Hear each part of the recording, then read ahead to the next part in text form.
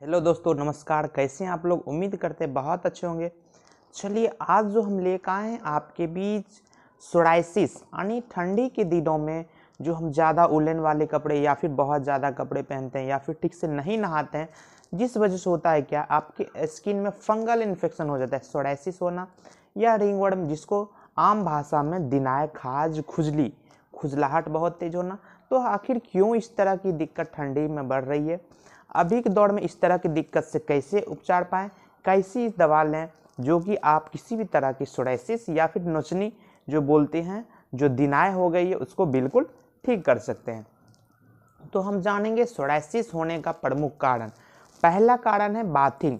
यदि आप प्रॉपर रूप से स्नान नहीं करें, नीट एंड क्लीन जो उलन कपड़े पहन रहे हैं वो गंदगी ज़्यादा रहती है, या फिर ज़्यादा उलन कपड़े रखा हुआ पहनते हैं, उस वजह से किसी तरह की एलर्जी हो जाती है, उस वजह से हो सकती है। दूसरा, अभी के दौर में यदि आप ठंडी में पानी की मात्रा कम ले रहे हैं, उस वजह से स्किन ड्राई होती है, या फिर इरप्शन होने की वजह से उसमें ज़्यादा इचिंग और स्केली डिस्चार्ज होती है। एक कंडीशन आती है यदि आप इस तरह की समस्या में साइट्रस चीज़ का सेवन, विटामिन सी की मात्रा, विटामिन ई की मात्रा बहुत कम मात्रा में ले रहे हैं, उस वजह से भी ये देखने को मिलता है। एक कंडीशन आती है जो लोग डायबिटिक होते हैं, जिनमें ग्लूकोज की मात्रा बहुत ज़्यादा बढ़ी रहती है, उसमें ये नोचनी और दिनाय ज़्यादा होती है। एक कंडीशन आती है जो लोग ज़्यादा ओवेज होते हैं, जिसमें ज़्यादा ओवेसिटी रहती है, मोटापा का शिकार जो है, उसमें इस तरह की समस्या ज़्यादा देखने को मिला गया है। एक कंडीशन आती है जब आप लंबे समय से कोई एक्सर्शन वाला एक फिजिकल वर्क कर रहे हैं, उस वजह से स्वेटिंग हो रही है और पसीना जो है एक्रीड होती है, ऑफेंसिव डिस्चार्ज होना या फिर एलोइस स्वेटिंग होना, इस तरह की जिनको समस्या है उनमें ये समस्या देखने को ज़्यादा मिलती है। अब हम बात करेंगे, पेशेंट आएगा इस तरह की सोराइसिस की या फिर दिनाय की, क्या सब लक्षण दिखाएगा? बोलेगा मेरे शरीर में खास करके वहाँ जहाँ प्रॉपर रूप से धूप नहीं लगती है, प्रॉपर रूप से हवा नहीं लगती है, उस रीजन में क्या होती है, गोला गोला जैसे रिंग नुमा स्ट्रक्चर में हो जाती है, उसमें पपड़ी जैसे क्रस्ट पड़ जाती है, बहुत ज़्यादा उसमें परत बन जाती है, अंदर से पस रहती है, और नोचने के बाद उससे लाल लाल जैसी दिखेगी, बहुत ज़्यादा नोचनी होगी, नोचने के बाद लहर टाइप का लगने लगेगा, और किसी किसी में वाटरी डिस्चार्ज, तो किसी में थिक डिस्चार्ज, किसी में थिन डिस्चार्ज, या फिर किसी का नोचते नोचते उसमें ब्लड आ जाता है। ये सारी समस्या होगी, बर्निंग होगी, बहुत तेज इचिंग होगी। ये सारी समस्या जब दिखाए तो आप समझ सकते हैं आपको सोराइसिस हो गई है।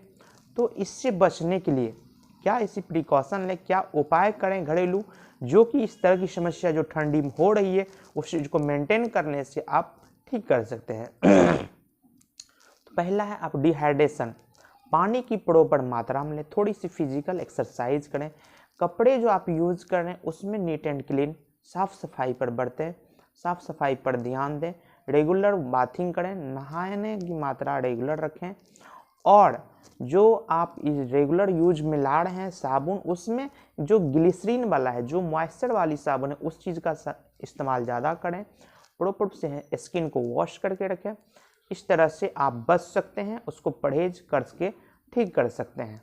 अब हम बात करेंगे इसमें होने के बाद दिक्कत, तो क्या ऐसी बेस्ट दवा लें जो कि इस तरह की सोराइसिस या फिर एक्जिमा या फिर दिनाय को बिल्कुल ठीक कर सकते हैं। तो चलिए जानते हैं। इसी तरह का नए जानकारी देखने के लिए मेरे चैनल पर नए हैं तो मेरे चैनल को लाइक, शेयर और सब्सक्राइब जरूर कर लें। बगल में दिए गए बेल आइकन को जरूर प्रेस कर लें, ताकि इसी तरह का नए नए जानकारी आपको मिल सके, और इसी तरह का नए नए जानकारी हम आपके लिए लेकर आते हैं।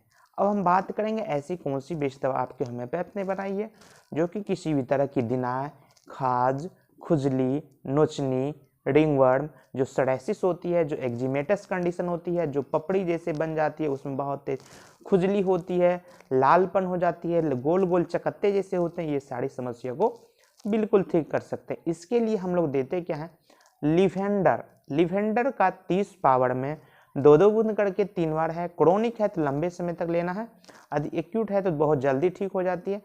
सिम्टम क्या दिखाएगा, बहुत ज़्यादा उसमें तेज इचिंग होगी, क्रस्टी जैसे होगी, कभी कभी स्टिकी डिस्चार्ज होगी, कभी थिन डिस्चार्ज होगी, और नोचने के बाद, स्क्रैच करने के बाद उसमें लहड़ और दर्द प्रोमिनेंट रहेगी। तो लिवेंडर आप यूज करने से किसी भी तरह की दिनाय, खाज, खुजली को बिल्कुल ठीक कर सकते हैं। चले इसी तरह का नई जानकारी देखने के लिए मेरे चैनल पर बने रहें।